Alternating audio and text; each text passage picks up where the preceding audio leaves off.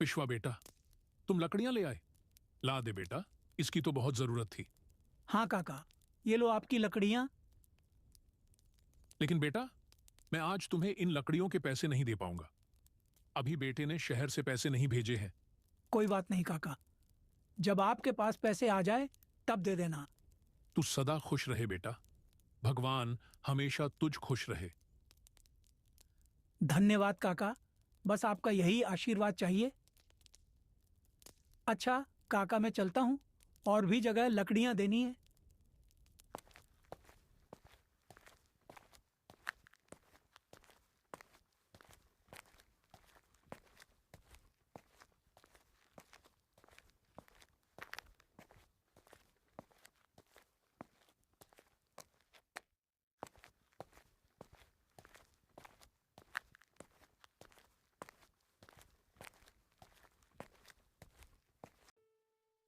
मनोहर चाचा, ओ मनोहर चाचा, लकड़ियाँ लाया हूँ।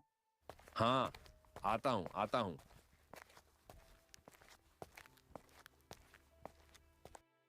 चाचा, ये लो आपकी लकड़ियाँ। अरे विश्वा, आज थोड़ी ज्यादा लकड़ियां चाहिए। ठीक है चाचा, अभी देता हूँ। ये लो चाचा, आपकी बाकी की लकड़ियाँ। ठीक है, ये लो बेटा इसके पैसे। और हाँ, कल और लकड़ियां लेते आना, सुना है इस साल कड़ाके की ठंड पड़ने वाली है। ठीक है चाचा, मैं लेता आऊँगा।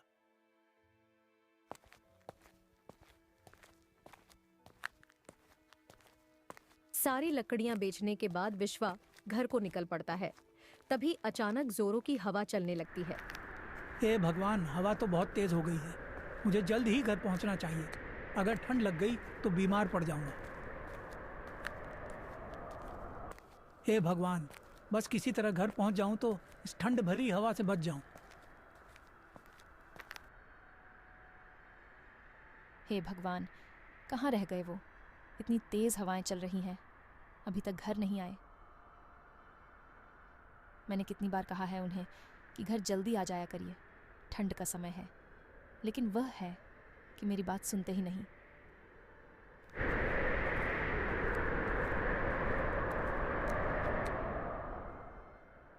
बबीता, ओ बबीता।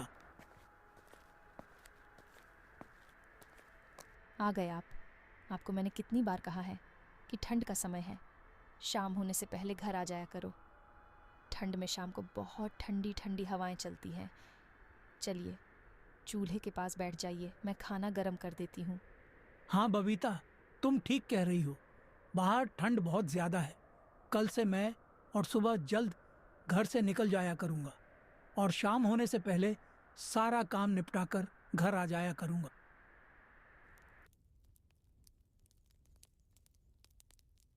बबीता, वह मोटा वाला कंबल निकाल देना। ठंड बढ़ गई है ना, तो बिना कंबल की रात नहीं कटेगी।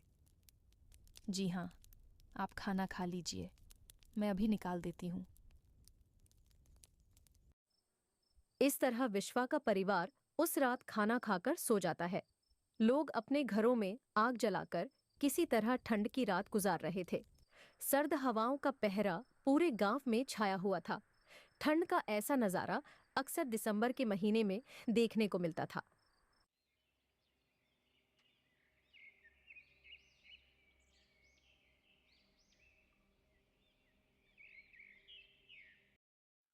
अरे भगवान, सुनती हो, जरा गर्मा गर्म चाय दे दो। चाय पीकर मैं काम पर निकलूं। हाँ, बस अभी लाई। ये लीजिए आपकी चाय। अच्छा बबीता, तो मैं निकलता हूँ। विश्वा घर से निकल जाता है। हे भगवान, बाहर तो बहुत ठंड है। जल्दी से जंगलों के लिए निकल जाता हूँ, तभी शाम होने से पहले घर आ पाऊंगा।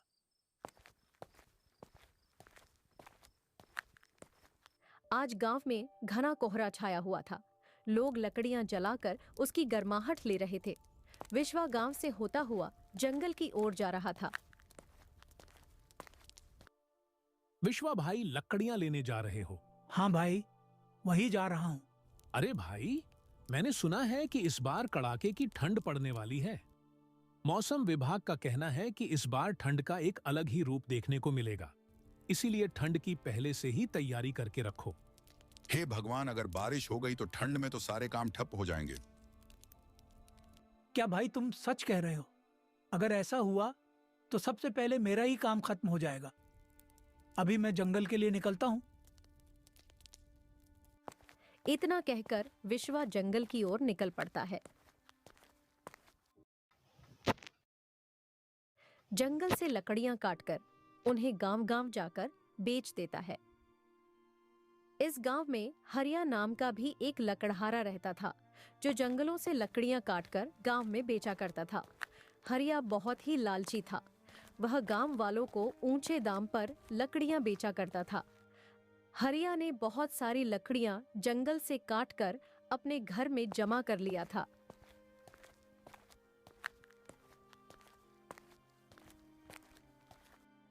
अरे, आप इतनी सारी लकड़ियां केवल जमा करे जा रहे हैं। इसे गांव में जाकर बेच क्यों नहीं आते? अरे चंदा, तुम बस देखती जाओ। कुछ दिन में ही गांव में बारिश होने वाली है। उस समय जंगल की सारी लकड़ियां गीली हो जाएंगी। बस इसी मौके का फायदा हमें उठाना है। तब मैं लकड़ियों को ऊंचे दाम पर बेचूंगा। जी, मेरी बात मानिए, तो ऐसा करना सही नहीं है। अरे अब तुम मुझे मत सिखाओ क्या सही है और क्या गलत। हरिया अपनी पत्नी को तो उस समय चुप करवा देता है और अपनी लकड़ियां बेचने के लिए सही वक्त का इंतजार करता है। वहीं दूसरी तरफ विश्वा गांव-गांव में लकड़ियां बेचकर घर आ जाता है।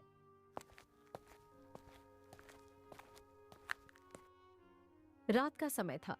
अंधेरी रात में आसमान में बिजली की गड़गड़ाहट के साथ तेज बारिश शुरू हो जाती है।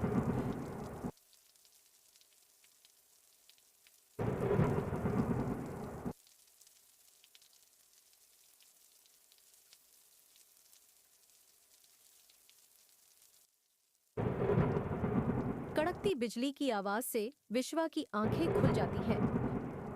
उसने दरवाजे के पास जाकर देखा। हे भगवान, ये तो बहुत जोरों की बारिश हो रही है। आज ही गांव के लोग बातें कर रहे थे कि गांव में इस बार कड़ाके की ठंड पड़ेगी और बारिश की भी आशंका थी। पर इतनी जल्दी बारिश हो जाएगी ये मैंने नहीं सोचा था। अब क्या होगा? जंगल की सारी लकड़ियां तो गीली हो जाएंगी। बबीता, ओ बबीता,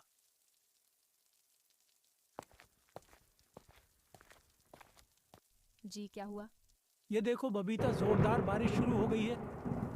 हाँ, बहुत जोरदार की बारिश हो रही है। इतनी तेज बारिश तो कभी नहीं हुई। हवा भी बहुत जोरों की चल रही है। चलिए, अंदर वाले कमरे में चलते हैं। यहाँ ज्यादा देर रहे तो ठंड से बीमार पड़ जाएंगे। अब क्या होगा? जंगल की सारी लकड़ियां तो गीली हो जाएंगी।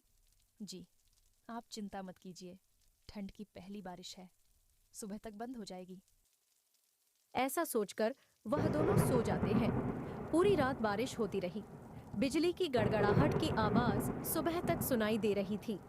बारिश थी जो बंद होने का नाम ही नहीं ले रही थी। अरे बबीता, सुबह हो गई लेकिन बारिश अभी तक बंद नहीं हुई। अगर ये बारिश बंद नहीं हुई तो मैं लकड़ियां कैसे बेचूंगा? जी, बारिश तो रात से हो रही है। पूरा गांव बारिश में भीगा हुआ है।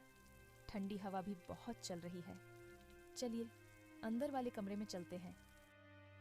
दोनों आग जलाकर वहां बैठ जाते हैं।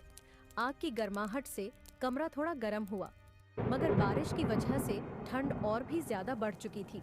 लगातार होती बारिश ने गांव वालों को परेशान कर दिया। बारिश ने बंद होने का नाम नहीं लिया।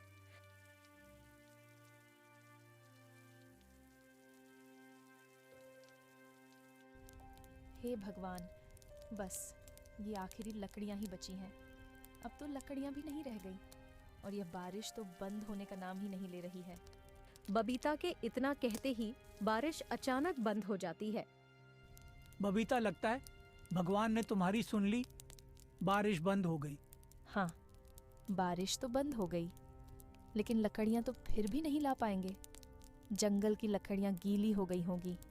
एक काम करते हैं, गांव में सरला काकी से कुछ उपले मांग लाती हूँ।